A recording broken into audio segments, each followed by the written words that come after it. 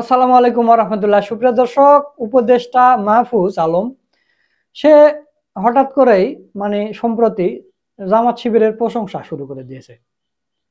যেই মাহফুজ কয়েকদিন আগে জামাত শিবিরের বিরুদ্ধে কথা বলেছিল এবং সে বলেছে যে আজন্ম প্রতিশোধ নেবে, যে কোনো সময় সুযোগ পেলে প্রতিশোধ নেবে, ৭১-এর জন্য ক্ষমা চাইতে হবে, অনেক কিছু বলেছিল।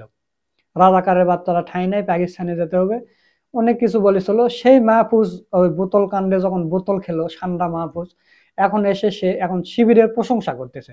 হঠাৎ করে কেন শিবিরের প্রশংসা করতেছে? এবং তিনি হচ্ছে ১/১১ নাকি আভাস পাচ্ছে, ১/১১ আভাস পাচ্ছে, এই কারণে শিবিরের জামাতের প্রশংসা করতেছে। কারণ জামাত শিবিরের ছাড়া তো এটা আটকানোর কেউ নেই। তো দর্শক, এই সান্ডা মাহফুজ কি বলেছে আপনারা স্ক্রিনে দেখতে পাচ্ছেন। জামাত শিবিরের কিভাবে প্রশংসা করছে। প্রথম একটা যুগান্তরের নিউজ দেখেন যে শিবির বিভিন্ন প্ল্যাটফর্ম থেকে অভ্যন্তানকে চালিয়ে নিয়ে গেছে মাহফুজ আলম। এরপর যুগান্তরে আর একটা নিউজ দেখেন, ছাত্র শক্তির জন্মের আগে শিবিরের সঙ্গে বৈঠক করেছিলেন নাহিদ মাহফুজ। এরপর আর একটা দেখেন, আমার দেশে শিবির বিভিন্ন প্ল্যাটফর্ম থেকে গণ অভ্যুত্থানে চালিয়ে নিয়ে গেছে। আপনারা জানেন যে সর্বপ্রথম উপদেষ্টা মল থেকে জামাত শিবিরের বিরোধিতা করে মাহফুজ। মাহফুজ কিন্তু অনেকবার শিবিরের বিরোধিতা করেছে, জামাতের বিরোধিতা করছে। তো পরবর্তীতে মাসখানিক কয়েক মাস তিনি অবশ্য ঠান্ডা ছিলেন, বোতল কাণ্ডের পর থেকে তিনি ঠান্ডা ছিলেন। তার কোনো জামাত শিবির বা কারো বিরুদ্ধে তেমন কোনো আমরা প্রতিক্রিয়া দেখিনি, বা সোশ্যাল মিডিয়াও তো তেমন দেখিনি। কিন্তু ইদানিং এসে জামাত শিবিরের প্রশংসা করতেছে এবং তিনি বলেছে যে আমরা ১/১১ আভাস পাচ্ছি। তো প্রিয় দর্শক, কেন মাহফুজ আলম হঠাৎ করে শিবিরের প্রশংসা করতেছে? তো এই বিষয় নিয়ে গুরুত্বপূর্ণ আলোচনা করছেন আমাদের বড় ভাই সৈয়দ মাসুক লন্ডন থেকে। তো চলুন আমরা তার ভিডিওটা একটু দেখে আসি। আসসালামু আলাইকুম ওয়া রাহমাতুল্লাহি ওয়া বারাকাতুহু। রাত পোহালে কি হতে যাচ্ছে বাংলাদেশে আগামীকাল কি হবে? বিকেল ৫টা জাতীয় সংসদ ভবনের সামনে কেন মানুষজনকে ডেকে এনে ডক্টর মোহাম্মদ ইউনূস জড়ো করছেন? কি উদ্দেশ্য লক্ষ্য ডক্টর মোহাম্মদ ইউনূসের? আগামীকাল বাংলাদেশের কি একটি নতুন সংবাদ আপনারা পাবেন, নাকি নতুন সংবাদের কোনো আভাস পাচ্ছেন, নাকি আবার অন্য কোনো হুমকি বা অন্য কোনো বিষয় বাংলাদেশে ঘটতে পারে বলে আপনারা মনে করছেন? আপনারা কে কি মনে করছেন? আপনারা মনের কথাগুলা আপনারা প্রশ্ন আকারে আমাদের কাছে লিখবেন। প্রিয় দর্শক, আমি হঠাৎ করে দেখতে পাচ্ছি যে উপদেষ্টা মাহফুজ আলম নাকি বেশ কিছু বিতর্কিত কথা বলে বিতর্কিত হয়েছেন, ছাত্র শিবিরকে নিয়ে ব্যঙ্গাত্মক করেছেন, এর আগে ছাত্রদল বিএনপি সবাইকে নিয়ে ব্যঙ্গাত্মক করে হঠাৎ কেন প্রশংসায় মেতে উঠলেন? ছাত্র শিবির এবং ছাত্র দলের অবদান না থাকলে স্বৈরাচার শেখ হাসিনা বিদায় নিতে পারতেন না। জনবল দিয়ে সহযোগিতা করেছেন ছাত্র শিবির এবং বিভিন্ন জায়গায় ছাত্র দলের অবদান আছে স্বৈরাচার শেখ হাসিনা পালিয়ে যেতে। এই কথাগুলা কেন মাহফুজ আলম আজকে সন্ধ্যার পরে বাংলাদেশ সময় তার ভেরিফাইড ফেসবুক আইডিতে লিখতে গেলেন? কি লিখেছেন? এর মাঝে আরেকটি গুরুত্বপূর্ণ ভয়ঙ্কর কথা সে লিখেছে, সেটা হলো আবার নাকি 1/11 আসতে পারে বাংলাদেশে। 1/11 আসতে পারে, এটা কি সবাইকে, সব রাজনৈতিক দলের নেতৃবৃন্দকে ডক্টর মোহাম্মদ ইউনূসের পাশে দাঁড়িয়ে তাদেরকে সমর্থন দেওয়ার জন্য বলছেন, নাকি সত্যি সত্যি বাঘ আসছে 3 দিন সময় হঠাৎ ভাগ সত্যি সত্যি চলে আসে? তাহলে এই 1/11 বা সেনাবাহিনী ক্ষমতায় নিলে বাংলাদেশে এইটা আবার বরদাস্ত করবে কিনা পশ্চিমা বিশ্ব, বরদাস্ত করবে কিনা আমেরিকা, বরদাস্ত করবে কিনা জাতিসংঘ? এখানে তো একটা বড় কথা আছে। সেই কথাটা নিয়ে তো আমরা বারবার বলে আসছি, সেনাবাহিনী ক্ষমতা নেওয়ার দুঃসাহসিকতা বাংলাদেশে দেখাবেন। কিন্তু মাহফুজ আলম উপদেষ্টা হয়ে কেন সেই কথা বললেন যে 1/11 আসার সম্ভাবনা দেখা দিয়েছে? তার মানে আগামীকাল ডক্টর মোহাম্মদ ইউনূস এমন কিছু করবেন যেটা কন্ট্রাডিকশন হবে, যেটা ডাইরেক্ট একটা কিছু হবে, যেটার একটি উল্টো জবাব সেনাবাহিনী থেকে আসতে পারে। আর সেই জবাবের মাঝে যদি জনতা 5ই আগস্ট গত বছরের মতো রাস্তায় নেমে না আসে, ডক্টর মোহাম্মদ ইউনূসের পাশে না আসে, তাহলে ডক্টর মোহাম্মদ ইউনূস বা বর্তমান অন্তর্বর্তীকালীন সরকারের জন্য কঠিন হবে। তাই সেই কারণে আগামীকাল শোনা যাচ্ছে একটি বড় মাপের সিদ্ধান্ত ডক্টর মোহাম্মদ ইউনূস বাংলাদেশের জাতীয় সংসদের সামনে বিকেল 5টার মিটিং এ দিবেন। এই বড় বিষয়টা নিয়ে আমরা কথা বলছিলাম দীর্ঘদিন, আমাদের কথারই একটা ফসল বা আমাদের কথারই একটি বিষয় উনি উপস্থাপন করবে বলে ইতিমধ্যে বেশ কিছু গুরুত্বপূর্ণ জায়গা থেকে আমি তথ্য পেয়েছি। তথ্যের মধ্যে রয়েছে আগামীকাল বাংলাদেশের সংবিধানকে বিলুপ্ত করে নতুন সংবিধানের ঘোষণা দিবেন ডক্টর মোহাম্মদ ইউনূস। প্রিয় দর্শক, এগুলা হলো তথ্য থেকে আমি বলছি, এটা আমার বানানো কথা নয়, আর আমার সাথে ডক্টর মোহাম্মদ ইউনূসেরও কোনো কথা হয় না। সেই কারণে আপনারা সবকিছুর বাস্তবায়নটা দেখতে পাবেন আগামীকাল বিকাল 5টার পরে, তার মানে আগামীকাল সন্ধ্যা 7টার ভিতরে আমরা বেশ কিছু নিউজ পাবো বাংলাদেশে। সেই নিউজগুলা অনেকটাই চিন্তা করতে গেলে, ভাবতে গেলে অনেক ধরনের ভাবনায় আপনার ঘুম নিদ্রা হারাম হয়ে যাবে। কারণ যদি ডক্টর মোহাম্মদ ইউনূস সংবিধান বাতিল করে সাথে সাথে রাষ্ট্রপতির পদ বাতিল হয়ে যাবে, চুপ্পু থেকে ক্ষমতা চলে যাবে, এই ক্ষমতায় আবার ডক্টর মোহাম্মদ ইউনূস রাষ্ট্রপতি হবেন, সেই খবরটা আমরা পাচ্ছি। আগামীকাল এই ডিক্লারের পরপর জাতীয় সরকার গঠনের কথা বলবেন ডক্টর মোহাম্মদ ইউনূস। জাতীয় সরকারে কে কে থাকবে সেই নিয়ে আছে অনেক আলোচনা। এরই মাঝে গুরুত্বপূর্ণ আলোচনা হলো জাতীয় সরকারে বিএনপি থাকতে রাজি না। জাতীয় সরকার বিএনপি গত বছর 5ই আগস্টে এরকম রাজি ছিলেন না। আগামীকাল 5ই আগস্ট 1 বছর পূর্তিতে ডক্টর মোহাম্মদ ইউনূস জাতীয় সরকারের ডাক দিবে, সংবিধান বাতিল করবে, ডক্টর মোহাম্মদ ইউনূস রাষ্ট্রপতি হবেন এবং জাতীয় সরকারের একজন প্রধানের কাছে উনি ক্ষমতা হস্তান্তর করবেন, প্রধান উপদেষ্টা হবেন। আর উনাকে শপথ, যেতটুকু আমি মনে করি, আমি নিজের জ্ঞান বুদ্ধি মেধা থেকে যতটুকু মনে করি, উনাকে রাষ্ট্রপতির শপথ পড়াবেন বাংলাদেশের সুপ্রিম কোর্টের প্রধান বিচারপতি সৈয়দ রিফাত আহমেদ। কারণ রিফাত আহমেদের উপরে আর কেউ থাকবে না উনাকে শপথ পড়ানোর জন্য।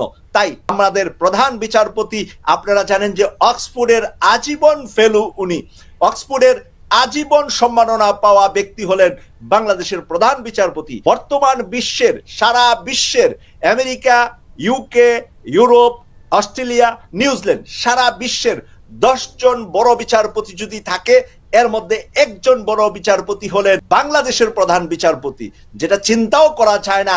কারণ অক্সফোর্ডের আজীবন সম্মাননা পাওয়া ছাত্র হলেন এই রিফাত আহমেদ, যিনি বর্তমানে বাংলাদেশের প্রধান বিচারপতির দায়িত্ব পালন করছেন। উনার মতন ব্যক্তি রাষ্ট্রপতি, উনার মতন ব্যক্তি প্রধান উপদেষ্টা হলে দেশ পাল্টিয়ে যাবে, জাতি পাল্টিয়ে যাবে, কিন্তু উনি সেখানে যাবেন না। উনি উনার জায়গা থেকেই সর্বশেষ জীবনের কর্ম দিনটি শেষ করতে চান। এরপরে যদি রাষ্ট্রের প্রয়োজনে উনি কোনো দায়িত্ব নেন, দায়িত্ব পান, দায়িত্ব নিবেন, সেটা হলো ভবিষ্যতের বিষয়। বর্তমান সময়ে সৈয়দ রিফাত আহমেদ আমাদের রাষ্ট্রের প্রধান বিচারপতি, তিনি প্রধান বিচারপতি হিসাবেই শেখ হাসিনার দূষরদের সার্বিক বিচার ব্যবস্থাপনাটাকে, বিচারালয়টাকে বাংলাদেশের মানুষের কল্যাণমূলক একটি বিচারালয় বানানোটাই ওনার স্বপ্ন। বিচারালয়ের জন্য আলাদা সচিবালয় উনি দাবি করছেন, যে বিচার অঙ্গনটার ভিতরে যেন রাজনীতি না থাকে, রাজনীতিবিদদের হাত না থাকে, বিচার অঙ্গনটা যেন নিরপেক্ষভাবে কাজ করতে পারে, আন্তর্জাতিক মানসম্মত বিচার যেন বাংলাদেশে হয়। আর এই বিচারালয়কে পকেটে রেখে মানুষ যেরকম খুন খারাপি, অন্যায় জুলুম, প্রতিপক্ষকে মেরে হত্যা করে সবকিছু করে রেহাই পেয়ে যা, সেই জায়গাটা যেন বিচারালয়ে না থাকে, এই ইতিহাসটা সৃষ্টি করাই সৈয়দ রিফাত আহমেদের স্বপ্ন। এখন ডক্টর মোহাম্মদ ইউনূসের স্বপ্ন কি?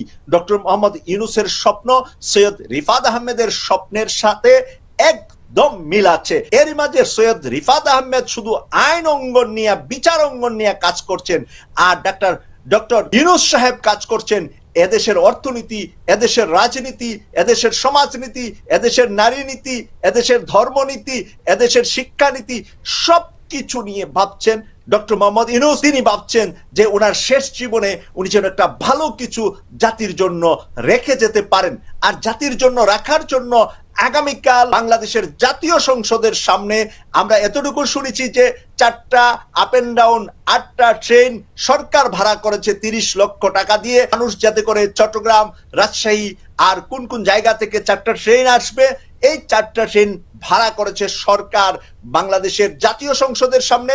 সারা বিভাগ থেকে, সারা বাংলাদেশ থেকে যেন মানুষ আগামীকাল জাতীয় সংসদের সামনে জড়ো হয়। উনি জাতির সামনে আগে টেলিভিশনে বক্তব্য দিয়েছেন, আজকে আগামীকাল জাতির সামনে, মানুষের সামনে উনার প্রস্তাব, উনার পরিকল্পনা, উনার চিন্তা চেতনা, 1 বছর পূর্তিতে জাতিকে নতুন স্বপ্ন, নতুন দেশ, নতুন জাতিকে উপহার দেওয়ার পরিকল্পনা নিয়ে আজ রাতটি কিভাবে অতিবাহিত করবেন আমি জানি না। আগামীকাল বিকাল 5টার আগে বাংলাদেশে কোনো ঘটনা, কোনো দুর্ঘটনা, কোনো খারাপ কিছু, ভারতের রক্তচক্ষু, আন্তর্জাতিক ষড়যন্ত্র, দেশীয় ষড়যন্ত্র, কোনটা কখন ঘটে যা আমাদেরকে না ঘুমিয়ে আজকে রাত পর্যন্ত আমাদেরকে পাহারা দিতে হবে। আগামীকাল বিকাল 5টা পর্যন্ত পাহারা দিতে হবে ডক্টর মোহাম্মদ ইউনূসের জন্য। আগামীকাল এখন আজ এই মুহূর্তে বাংলাদেশে রাত 12টা বেজে 13 মিনিট। আগামীকাল বিকাল 5টা মানে আরো বাকি যে সময়টা আছে, এই সময়টার ভিতরে বাংলাদেশে অনেক কিছু ঘটতে পারে, হতে পারে। মানে যেটা আপনি চিন্তা করছেন না সেটাও হতে পারে, যেটা আপনি ভাবছেন না সেটাও হতে পারে, আবার কোনো কিছু নাও হতে পারে। সবকিছু গুছিয়ে, সবকিছু উনি ট্যাকেল দিয়ে আগামীকাল জাতির সামনে, জাতীয় সংসদ ভবনের সামনে থেকে উনি বক্তব্য দিয়ে নতুন সংবিধান, নতুন দেশ, নতুন সরকার, নতুন জাতীয় সরকারের ঘোষণা দিবেন বলে আমরা জানতে পেরেছি, তথ্য থেকে জানতে পেরেছি, রিয়েল তথ্য থেকে এসেছে। কিন্তু এদিকে দেখেন হঠাৎ করে চুপ্পু আজকে একটি বক্তব্য দিয়েছেন, এই বক্তব্যটি প্রত্যেক মিডিয়াতে আসছে। চুপ্পু জুলাইয়ের অভ্যুত্থানে এই স্বপ্ন নিয়ে করা হয়েছিল, সেই স্বপ্ন যেন পূরণ হয় এরকম বাণী দিচ্ছে। আচ্ছা, চুপ্পু কেন বাণী দিচ্ছে হঠাৎ করে আজ রাতের বেলা? বাংলাদেশ রাত হওয়ার পরে, এখন রাত 12টা 14 মিনিট বাজে। চুপ্পুর আওয়াজটা বা বক্তব্যটা আপনারা যারা বাংলাদেশে আছেন তারা বলতে পারবেন এক্স্যাক্টলি টাইমটা হয়তো বা সন্ধ্যা পরেই চুপ্পু এই বক্তব্যটা কেন প্রেসে আসলো। চুপ্পু তো রাজনীতি নিয়ে কথা বলার কথা নয়, চুপ্পু তো এই জুলাইয়ের বিরোধী দুশ্মন, যে নাকি পরিকল্পনাকারী, যে নাকি খুনিকে পায়ে ধরে সালাম করতেন, সেই চুপ্পু কেন বলছে জুলাইয়ের মানে যেন লালন করে যুব সমাজ, তরুণ সমাজ, এরকম বাণী? মনে হচ্ছে যে উনি একজন মহাপণ্ডিত, মহাবাণীদার হয়ে গিয়েছে। এই কথাগুলা আমি এখানে চুপ্পু যে লিখেছে, এখানে একটা হেডলাইন আপনাদেরকে পড়ে শোনাচ্ছি। ফ্যাসিবাদী অপসারণের বিরুদ্ধে 5ই আগস্ট চূড়ান্ত বিজয় রাষ্ট্রপতি। বলেন, ফ্যাসিবাদী অপসারণের বিরুদ্ধে 5ই আগস্ট চূড়ান্ত বিজয় রাষ্ট্রপতি। এই রাষ্ট্রপতিকে সেদিন থুতু মেরে মানুষ উড়িয়ে দেওয়ার কথা, থুতু মেরে উড়িয়ে দেওয়ার কথা। সেই রাষ্ট্রপতি আজকে 1 বছর হবে, সে এখন বলছে যে ফ্যাসিবাদের অপসারণের বিরুদ্ধে 5ই আগস্ট চূড়ান্ত বিজয়, মানে এই বিজয়ে সেও উল্লাস করতে চায়। এই কথা দিয়ে কিন্তু উল্টাটা আমরা বুঝবো। এটা কি নতুন কোন সেনাবাহিনী দিয়ে, নতুন কোন সেনা প্রধান দিয়ে ষড়যন্ত্রের কোনো কথা কিনা, ষড়যন্ত্রের স্বপ্ন সে দেখছে কিনা, সে কোনো নতুন স্বপ্নের আশায় আছে কিনা, এই কথাই কিন্তু ভাবতে হয়। না ভাবা ফেলে দেওয়ার মতন কিন্তু বিষয় না। আমি ডক্টর মোহাম্মদ ইউনূস স্যার আজকে এই সন্ধ্যায় কি বলেছেন, এখানে তিনি বলেছেন কোনো স্বৈরাচারেরই ঠাঁই হবে না, এমন দেশ গড়ার ডাক প্রধান উপদেষ্টার। কোন স্বৈরাচারের জায়গা হবে না বাংলার মাটিতে, এমন দেশ গড়ার ডাক দিয়েছেন আবার ডক্টর মোহাম্মদ ইউনূস। তাহলে এই ডাক আগামীকাল পর্যন্ত বিএনপি যেখানে ওনার এই ডাকে, যেই ডাকটা উনি দিচ্ছেন জাতীয় সরকারের, যেই ডাকটা আমরা নাহিদদের মুখ থেকে, এনসিপি এখন না এনসিপি, ওরা তো ছাত্রদের নেতৃত্বে ছিলেন, এই ছাত্রদের নেতৃত্বে যারা ছিলেন তারা 5ই আগস্ট তারেক রহমানের সাথে কথা বলেছিলেন জাতীয় সরকার গঠনের জন্য। বিএনপি, জামাত, অন্যান্য ইসলামী দল সহ এনসিপির তরুণরা সহ একটা জাতীয় সরকার গঠনের জন্য। ওখানে কিন্তু নাম আসে নাই ডক্টর মোহাম্মদ ইউনূসের। তাই জাতীয় সরকারের প্রধান হয়তোবা তারেক রহমানকে তারা সাপোর্ট করতেন, ডাক্তার শফিকুর রহমানকে হয়তোবা রাষ্ট্রপতি বানাতেন। এইভাবে একটি সুন্দর জাতীয় সরকার গত বছর 5ই আগস্টই আমাদের জন্য সবচেয়ে উপযুক্ত সময় ছিল, সেটা জনাব তারেক রহমান অ্যাকসেপ্ট করেন নাই, বিএনপি অ্যাকসেপ্ট করেন নাই। কথাটা কিন্তু গত 2 দিন যাবত আলোচনায় আছে, আপনারা দেখছেন। এবং আগামীকালের জাতীয় সরকারেও বিএনপি নাই এবং বিএনপি থাকবে না বলি আমি জানতে পেরেছি বিএনপি জাতীয় সরকার চাচ্ছেন না, নির্বাচন হবে, এককভাবে বিএনপি সরকার গঠন করবে। যদিও বিএনপির 31 দফায় আছে তারা সরকারে গেলে জাতীয় সরকার তৈরি করবে, কিন্তু সরকারে গেলে জাতীয় সরকার তৈরি করবে। আর দেশের জনতা 5ই অগাস্ট 24 সালে জীবন দিয়ে, রক্ত দিয়ে, আহত হয়ে, নিহত হয়ে তারা যে ম্যান্ডেট দিল, সেই ম্যান্ডেটটা বিএনপি নিল না। কারণ এই ম্যান্ডেটে বিএনপির ভাগে 100%-এর জায়গায় 80% থাকবে না, বিএনপির ভাগে হয়তো 30% থাকবে বা 35% থাকবে, আর বাকিটা ভাগ হয়ে যাবে। প্রত্যেকটা দল থেকে প্রতিনিধি নিয়ে জাতীয় সরকার করতে হবে। এখন বিএনপি 100-তে হয়তোবা 90% জাতীয় সরকার করবে, 90% নিজেরা থেকে, 10% অন্যান্য দল থেকে একজন 10 জন নিয়ে তারা একটা জাতীয় সরকার দেখাবে।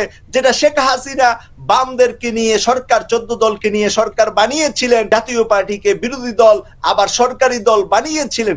এটাই বিএনপির পরিকল্পনায় বোঝা যাচ্ছে যে বিএনপি সরকারে যাবে, 90% মন্ত্রী তারা থাকবে, 10% যারা যারা কথা বলে, যারা যারা বাহিরে আছে তাদেরকে নিয়ে বিএনপি জাতীয় সরকার গঠন করবে। হয়তোবা বলবে জামাতকে 2টা মন্ত্রিত্ব দিলাম, কারণ ওই যে 91 জামাত নেয় নাই, 2001-এ 2টা মন্ত্রিত্ব নিয়েছে, সেই হিসাব বিএনপি এবারও করবে, জামাতকে 2টা মন্ত্রিত্ব অফার করবে।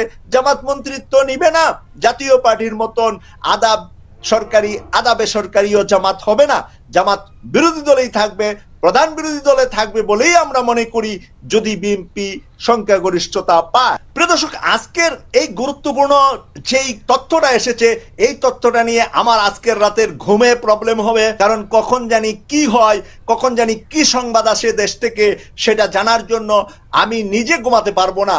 কারণ আমি এই ধরনের সময়গুলাতে গত বছর 4 তারিখে ঘুমাতে পারি নাই, এবারও 4 তারিখে, কারণ ডক্টর মোহাম্মদ ইউনূসের কাছ থেকে যেই রিয়েল একটি বিশ্বস্ত জায়গা থেকে যে তথ্যটি পেয়েছি, তিনি আগামীকাল সংবিধান বিলুপ্ত করে জাতীয় সরকারের ঘোষণা দিবেন, রাষ্ট্রপতি বিলুপ্তি হয়ে যাবে এবং উনি রাষ্ট্রপতি হবেন, একটি জাতীয় সরকার তৈরি করবেন। তাই এখন আমাদের পছন্দের কারা কারা থাকবে, কারা কারা আবার আমাদের পছন্দ না এমন মানুষ উনি নিয়ে আসেন কিনা, সেই কারণে সেই জায়গায় আমি খুবই চিন্তিত। কারণ জাতীয় সরকারটা যদি আজকে, এখন যদি আমি নিউজটা পেতাম বিএনপি থেকে 10 জন, জামাত থেকে 8 জন, এনসিপি থেকে 5 জন, ইসলামী আন্দোলন থেকে 2 জন, এইরকম যদি একটা নিউজ পেতাম তাহলে আমি অনেক আনন্দে থাকতাম, অনেক নিশ্চিন্তে ঘুমাতাম, আগামীকাল নিশ্চিন্তে আপনাদের কাছে নিউজটা নিয়ে আসতাম। কিন্তু এখন তো বিএনপি নাই, জামাতের আমির doctor Shafiqur Rahman open heart surgery করে উনি হসপিটালের মাঝে আছে, ওনার সাথে কোনো কথা বলা, এখন এই মুহূর্তে কোনো ধরনের কথা বলা, পরামর্শ নেওয়ারও সুযোগ নাই, ডাক্তাররা মানুষের সাথে সেভাবে সাক্ষাৎ করার সুযোগ দিবেন না। তাহলে এই মুহূর্তে জামাত বরাবরই তাদের প্রতিনিধি থেকে যা, তারা জামাতের শীর্ষ নেতাদেরকে ফাঁসি দিয়ে হাসপাতালে রেখে মেরে ফেলে, তারপরও জামাতকে দমানো যায় নাই। ডাক্তার শফিকুর রহমানের জামাত আগের চাইতে ডাবল, 3 ডাবল, 4 ডাবল বেশি হয়েছে বলেই মানুষ বলছে। সুপ্রিয় দর্শক, আপনারা সৈয়দ মাসুক ভাইয়ের ভিডিওটা দেখলেন, তো মাসুক ভাইয়ের কথাগুলো আপনাদের কাছে কেমন লেগেছে তা অবশ্যই কমেন্ট করে জানিয়ে দেবেন। ভিডিওটা ভালো লাগলে শেয়ার করবেন। আজকের ভিডিও এ পর্যন্তই, পরবর্তীতে কোনো নতুন ভিডিও নিয়ে আবার আপনাদের সামনে আসবেন ইনশাআল্লাহ। সকলকে ধন্যবাদ। আসসালামু আলাইকুম ওয়া রাহমাতুল্লাহ।